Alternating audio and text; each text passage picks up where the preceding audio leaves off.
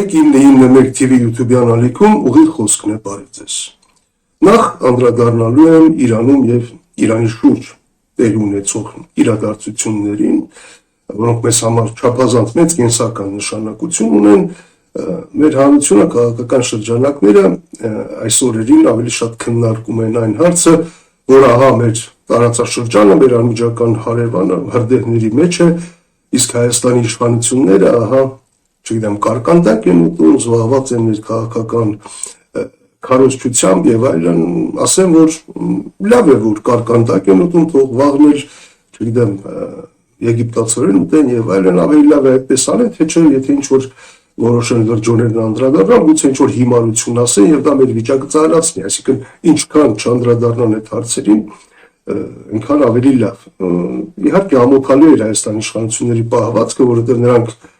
հաստատի 2 օր ձայն ծպտուն չհանեցին, սպասեցին, հետո Ադրբեջանը ցավակցեց, իրենք անմիջապես գրեթե նույն տեքստով իրենք էլ ցավակցեցին, ինչև է։ Իրանի շուրջ տեղի ունեցող իրադարձություններին կցանկանայի անդրադառնալ երկու տեսանկյունից։ Առաջինը նախ սա ցույց տվեց, որ փլուզվում է ընդհանրապես այն կոնցեպտը, որ եթե դու բանակցություններ ես վարում, եթե դիմացինի պահանջները կատարում ես, ուրեմն քեզ վրա չեն հարձակվի։ Հիշեցնեմ ուղղակի, որ անցած տարվա 12-օրյա պատերազմից հետո Միացյալ Նահանգների Իրանի միջև բանակցություններ էին ընթանում, ընդ որում հայտարարվում էր, որ խաղաղությունը բավականին մոտ է, համաձայնությունը մոտ է, ավելին Իրանը կետ առ կետ, քայլ առ քայլ գրեթե կատարում էր Միացյալ Նահանգների բոլոր պահանջները, արդեն փաստացի հրաժարվել էր ուրանի հարստացումից, ներքաղաքական ինչ-որ մեղմացումների մասին էր խոսքը, եւ ինչ տեղի ունեցավ,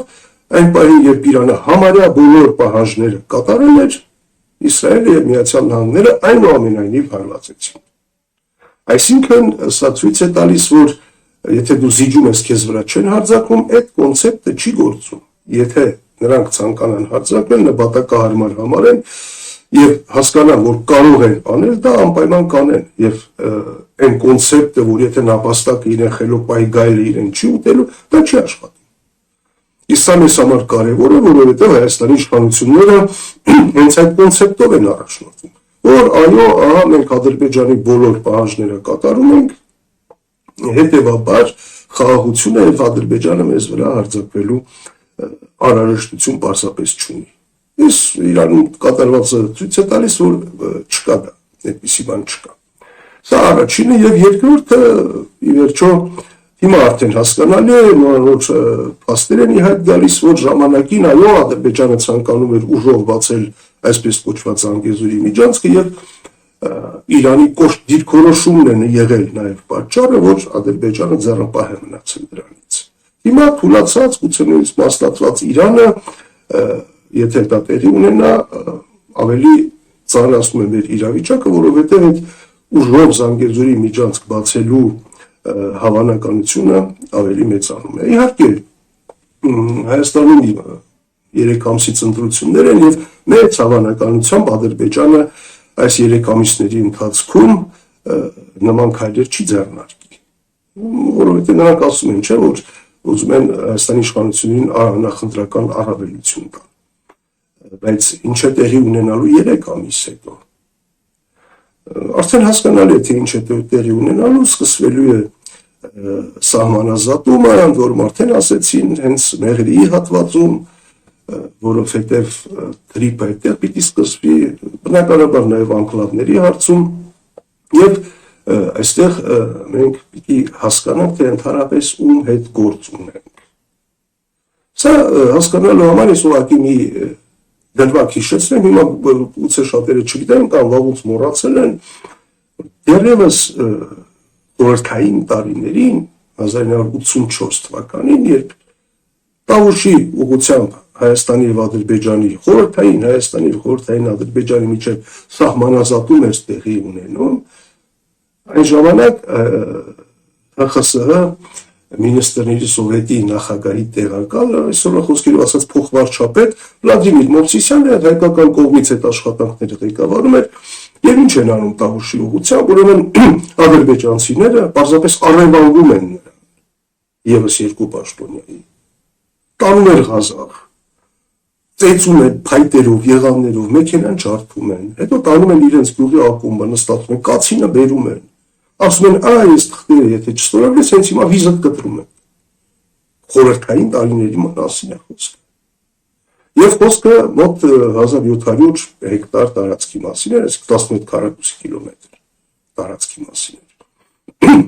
Եվ ինչով է դա ավարտվում, բանալապես նոյեմբերյանի միլիցիայի զինված ջոկատը մտնում է այնտեղ, ասում են կկրակենք եւ սպառնալիքի տակ մեր պատանտերին ետ են բերում։ Սա ուղղակի ասում եմ ցույց տալու համար, թե ում հետ գործ ունենք, ովքեր են մեր հարևանները եւ ինչի է հանգեցնել, ինչի կարող է հանգեցնել այդ սահմանազատումը, որը ընտրություններից անմիջապես հետո արդեն անոնսը եղել է, սկսվելու է։ Դա բերելու է լարվածության, նոր օջախների, նոր ալիքի եւ հրաշալի պատրվակ Հայաստանի նկատմամբ ագրեսիա իրականացնելու համար։ Հայաստանի իշխանությունները այսօր հանգիստ են, որ 3 ամիս ժամանակ ունեն, 3 ամսվա ընթացքում Ադրբեջանը չի հարձակվի, գործողությունը չի դիմում եւ դրա համար հիմա իրենք այս անգամ այս Իրանի պատերազմը ներկայացնում են որպես իրենց արտաքին քաղաքական խելացի իմաստուն գործունեության արդյունք։ Այլ ասում են, տեսեք, մեր հարևանության պատերազմ է, իսկ մեր մոտ պատերազմ չի։ Եվ դա այնպես են, որ կարծես դա իրենց շնորհքն է։ Ինչևէ, հիմա ասենք քաղաքական հարցերին, այո 3 ամիս հետո ընտրություններ են եւ տեսնում ենք, թե ինչ են անում իշխանությունները իրենց այդ կարկանդակ ուտելով, չգիտեմ, այդ պոպուլիստական քայլերով, թոշակ ավելացնելով, անգամ խոստացան, որ սրանից հետո իրենք որոշում կընդունեն, որ ամեն տարի թոշակները կավելանան գնաճի չափով։ Բայց դա կանեն 2027 կամ 28 թվականից հետո, հա։ Այսինքն ուզում են ասել, թոշակառուները իհարկե չեն սկսի ավելի լավ ապրել, բայց ավելի վատել չեն ապրի, հա։ Սա է իրենց ասածը, չեն որ դա 27 կամ 28 թվականներից հետո են։ Մի խոսքով, բայց իրենց հիմնական քարոզչության մեխը այն է, որ այ տեսեք մենք խաղաղություն ենք բերել, իսկ ընդդիմությունը փորձում է պատերազմ բերել։ Նրանք ամեն ինչ անում են, որպեսզի գան իշխանության եւ Հայաստանը ներկաշեն նոր պատերազմի մեջ։ Սա է իրենց քարոզչությունը։ Հիմնական, որ ահա եւ դա անում է Ռուսաստանը։ Եվ այս ունին այս իրավիճակում Հայաստանում խոսում են այն մասին, որ ընդդիմությունը երևի պիտի համախմբվի, գնա ընտրությունների համախմբված, հակառակ դեպքում այսօրվա իշխանություններից ազատվել հնարավոր չի լինելու։ Սա իհարկե միասնությունը լավ բան է, հասկանալի է, որ առանց միասնության ոչինչ չի ստացվելու։ Բայց այստեղ ուրիշ հարց կա։ Միասնություն ենթադրենք ասենք Սամվել Կարապետյանի ուժի շուրջ։ Հրաշալի գաղափար է, բայց մեծ հավանականությամբ Հայաստանի իշխանությունները կվարվեն այնպես, ինչպես Մոլդովայի իշխանություններն են։ Այսինքն պարզապես կարգել են հիմնական ընդդիմադիր քաղաքական ուժերի գործունեությունը, կկասեցին եւ թույլ չեն տա մասնակցել ընտրություններին։ Այն որոնք դա կանեն ոչ թե հիմա, երբ դեռևս ընտրություններին 3 ամիս ժամանակ, այլ կանեն ընտրությունից 1-2 օր առաջ, ինչպես Մոլդովայում։ Այնտեղ, եթե չեմ սխալվում, տարվա սեպտեմբերի 28-ին էին նշանակված ընտրություններ, եւ 2 հիմնական ընդդիմադիր ուժերը արգելվեցին, մեկը ընտրությունից 2 օր առաջ, մեկը ընտրությունից 1 օր առաջ։ Մեկը արգելվեց սեպտեմբերի 26-ին, մեկը ամսի 27-ին, դեպքում 7 ամսի 28-ին ընտրություններ էին։ Եվ անգամ այդքանից հետո այնտեղ իշխանությունները կարողացան հաղթել եւ ստանալ 50%, 50.006% անդամին այսքանից հետո։ Երբ արդեն այլևս ժամանակ չկա, դա ներկայացրեցին որպես ռուսական հետ, ռուսական ազդեցության, ռուսական ֆինանսավորումի, խոսքով Մոլդովայի ներքին գործերին միջամտելու փորձ։ Այն ինչ որ արդեն հիմա է արվում Հայաստանում, տեսեք արդեն այդ ընդդիմադիր ուժերին մեղադրում են որպես ռուսական պրոքսի գործիքներ, որի Ռուսաստանն է փորձում այստեղ իշխանության հասնել, տապալել իշխանություններին, տապալել Հայաստանի ինքնիշխանությունը, երկիրը ներքաշել պատերազմի մեջ եւ այլն եւ այլն։ Անկամ մեղադրանքներն չեն սկսել հնչել, որ այդ նույն մեր ձևողը ինչ որ ֆեյքերի միջոցով է քարոզչություն իրականացնում է, սա ասում եմ մի քաղաքական ուժ, որի ամբողջ ընդհանրապես վարկանիշը հիմնված է ֆեյքերի ֆաբրիկաների վրա, որոնք այդ ֆաբրիկաները ահռելի ֆինանսավորում են ստանում հենց պետբյուջեից։ Եվ ահա այդ ուժը մյուսներին մեղադրում է ֆեյքեր ծառայեցնելու մեջ, ավելին արևմուտքից արդեն հսկայական դրամաշնորհներ են ստացել, որպեսզի պայքարեն այդ հիբրիդային պատերազմի դեմ, այդ քարոզչության դեմ, մի խոսքով հողը նախապատրաստված է մեծ հավանականությամբ մեկ կամ մի քանի ընդդիմադիր հիմնական ուժեր պարզապես կարգելվեն եւ նրանց թույլ չի տրվի մասնակցել ընտրություններին, ընդ որում դա կարվի ընտրություններից մի քանի օր առաջ։ Հիմա ինչ պիտի անի քաղաքական դաշտը, ընդդիմադիր քաղաքական դաշտը այդ իրավիճակում։ Հասկանալի է, որ եթե կուսակցությունների գործունեությունը արգելվի, միևնույն է նրանց էլեկտորատը հոչի վերանա։ Նրանք ակտիվ ընտրողներ են, ընդդիմադիր հայացքներով է անպայման մասնակցելու են ընտրություններին, բայց ինչպես։ Դրա համար էլ պիտի գրանցված բազմաթիվ ընդդիմադիր ուժեր լինեն, որոնք պատրաստ լինեն այդպիսի ֆորս մաժորի, ընդորում նրանք հիմա պիտի հավաքվեն իրար գլխի եւ պայմանավորվեն, որ գիտեք, մեծ հավանականությամբ մեր ուժը կարգելեն, թույլ չեն տա մասնակցել, կամ մյուս այդ դեպքում ինչ ենք անելու, ինչպես ենք անելու, ինչ կոչ ենք անելու, որ ուժին ձայն տալ, ինչպես բողոքի ակցիաներ կազմակերպել, որտեղ դա հետապորիմություններ կլինեն եւ այլն։ Այսինքն պետք չի բոլոր ձվերը դնել նույն զամբյուղի մեջ, առավել ևս որ իշխանությունները, Հայաստանի այսօրվա իշխանությունները իրենց կարմիր գծեր հատելու վճռականությամբ բոլորովին չեն զիջում Մոլդովայի իշխանություններին, նույն հովանավորներն են, նույն գործիքակազմն է, նույն հռետորաբանությունն է, նույն արտաքին թիրախն է, նույն արտաքին թշնամին է, նույն իբր իշխանության համար է, մի խոսքով ամեն ինչ նույնն է, այդ ամեն ինչը մենք տեսել ենք նաև, թե դա ինչպես է աշխատում Մոլդովային, ինչպես է հաջողվել դա անել այնտեղ իշխանություններին մեծ հաշվով հավաքական արևմուտքին եւ ինչ պիտի արվի, որպեսզի Հայաստանում